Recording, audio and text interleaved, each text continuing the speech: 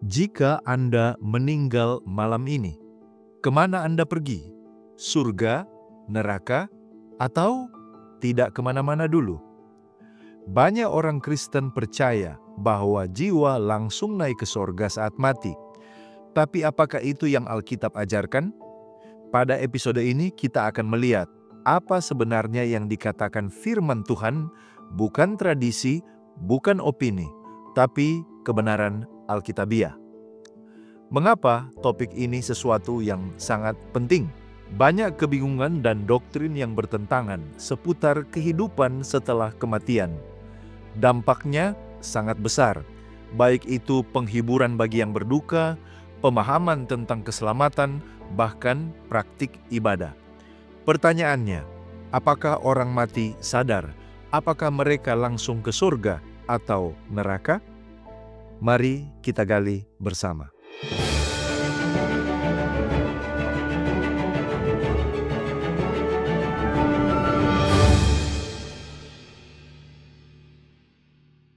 Yang pertama, mari kita lihat dasar Alkitabiah. Manusia adalah makhluk hidup tetapi tidak memiliki jiwa yang terpisah.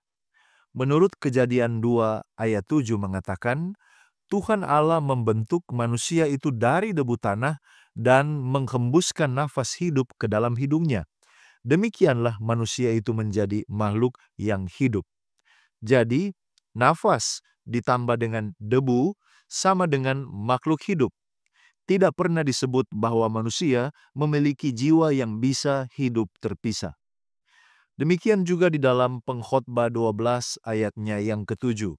Dan debu kembali menjadi tanah seperti semula, dan roh kembali kepada Allah yang mengaruniakannya. Kata roh di sini berasal dari bahasa Ibrani ruach, yang berarti nafas hidup, bukan suatu pribadi yang sadar.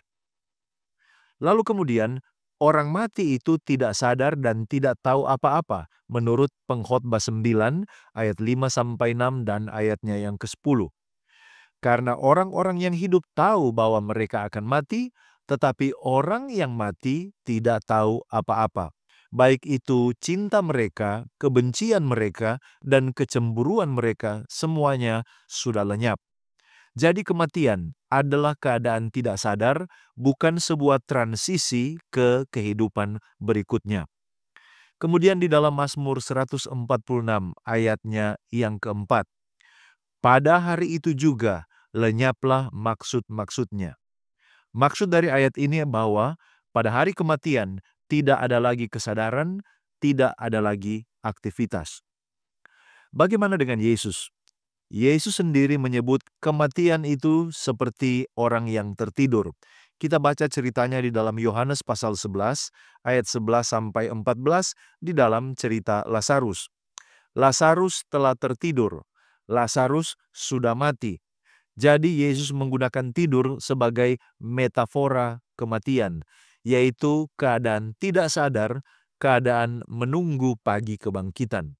Kemudian Rasul Paulus di dalam 1 Tesalonika 4 ayat 13-17 mengatakan, supaya kamu jangan berduka cita seperti orang-orang lain yang tidak mempunyai pengharapan.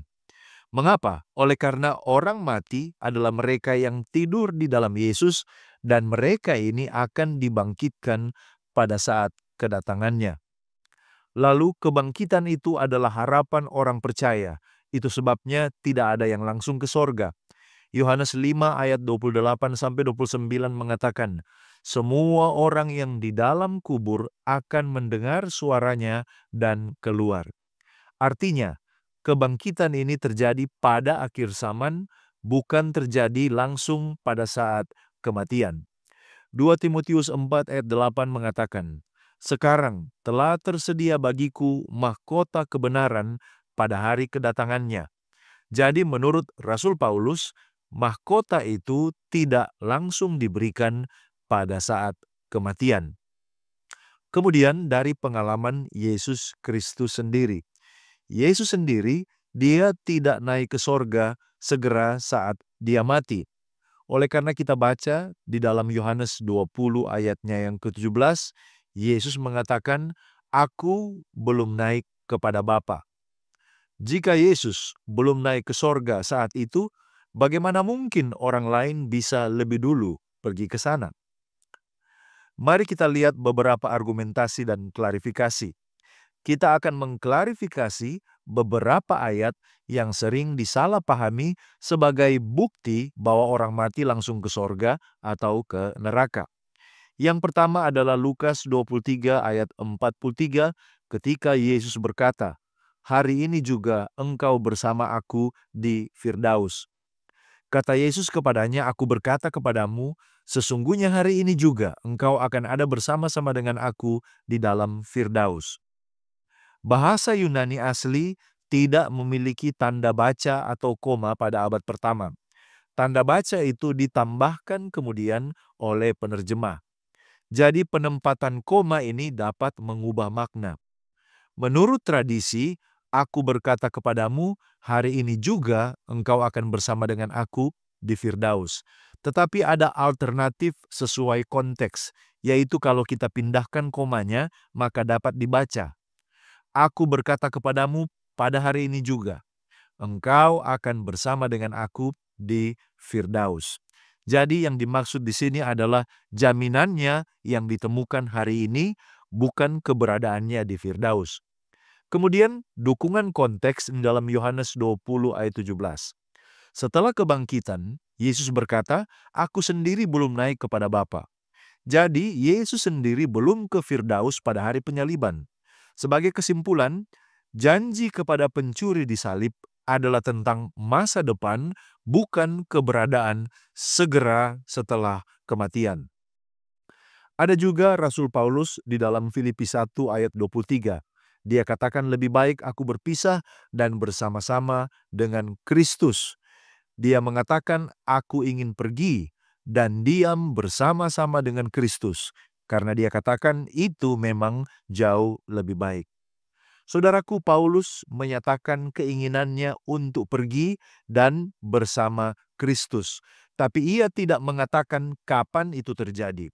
Ia tidak mengajarkan bahwa kematian langsung menghasilkan perjumpaan sadar dengan Kristus. Paulus sendiri percaya pada kebangkitan, bukan keabadian jiwa. Di dalam 2 Timotius 4 ayat 8 dia katakan, "Mahkota kebenaran akan dikaruniakan kepadaku pada hari kedatangannya." Di dalam 1 Korintus 15 ayat 52 sampai 54, dia katakan, "Pada waktu nafiri yang terakhir, orang mati dibangkitkan dalam keadaan yang tidak dapat binasa." Artinya, Paulus berharap pada pertemuan dengan Kristus melalui kebangkitan, bukan transisi instan setelah kematiannya. Kemudian ada ayat yang sering kali digunakan, yaitu kisah Lazarus dan orang kaya di Lukas 16 ayat 19 sampai 31. Cerita tentang Lazarus yang mati dan dibawa ke pangkuan Abraham, sedangkan ada orang yang kaya yang menderita di dalam api. Perlu kita ingat, ini adalah perumpamaan dan bukan kisah literal. Ada banyak unsur simbolik dan tidak sesuai dengan pengajaran konsisten Alkitab. Misalnya disebutkan ada jari yang bisa meneteskan air dan menyejukkan lidah di neraka. Apakah ini benar? Jadi Yesus dalam perumpamaan ini sebenarnya sementara memakai gaya bercerita Yahudi populer saat itu, menggunakan gambaran kontras antara kaya dan miskin. Tujuan utamanya adalah untuk mengecam kefasikan orang kaya yang tidak peduli kepada Lazarus selama hidup dan memperingatkan mereka untuk mendengarkan Nabi Musa dan nabi-nabi yang lain. Jadi, sebenarnya ini tidak dimaksudkan sebagai penjelasan teologis tentang kondisi setelah kematian.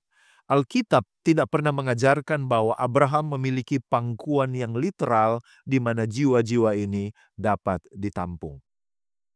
Lalu ada 2 Korintus 5 ayat 8, di mana Rasul Paulus mengatakan, "Tetapi hati kami tabah dan terlebih suka kami beralih dari tubuh ini untuk menetap pada Tuhan atau bersama dengan Tuhan." Sebenarnya ini adalah sebuah ungkapan kerinduan rohani, bukan pernyataan literal urutan waktu. Rasul Paulus tidak menyebut adanya kesadaran instan. Sama seperti dalam surat yang lain, Paulus percaya bahwa peralihan ke hadirat Kristus terjadi setelah kebangkitan. Sebagai kesimpulan sementara, kita lihat bahwa semua ayat yang tampaknya menunjukkan orang mati langsung ke sorga atau neraka, sebenarnya yang pertama harus dipahami dalam konteks keseluruhan Alkitab. 2. Tidak bertentangan jika kita mengakui bahwa kematian adalah tidur sampai kebangkitan. Yang ketiga, harapan kita bukan pada roh yang mengambang di sorga, tetapi pada tubuh yang dibangkitkan dan hidup kekal yang nyata bersama dengan Kristus, sesuai dengan 1 Korintus 15 ayat 42 sampai 52. Apa kira-kira aplikasi dan penghiburan bagi kita? Saudaraku, kita tidak perlu takut kepada kematian. Itu adalah tidur yang singkat sampai Yesus datang.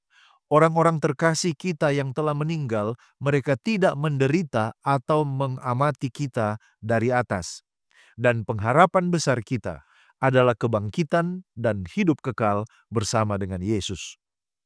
Banyak orang yang mencari penghiburan dalam ide bahwa orang yang mereka cintai sudah di sorga. Tetapi Alkitab menawarkan sesuatu yang lebih kuat dan lebih baik, yaitu janji kebangkitan dan kehidupan kekal.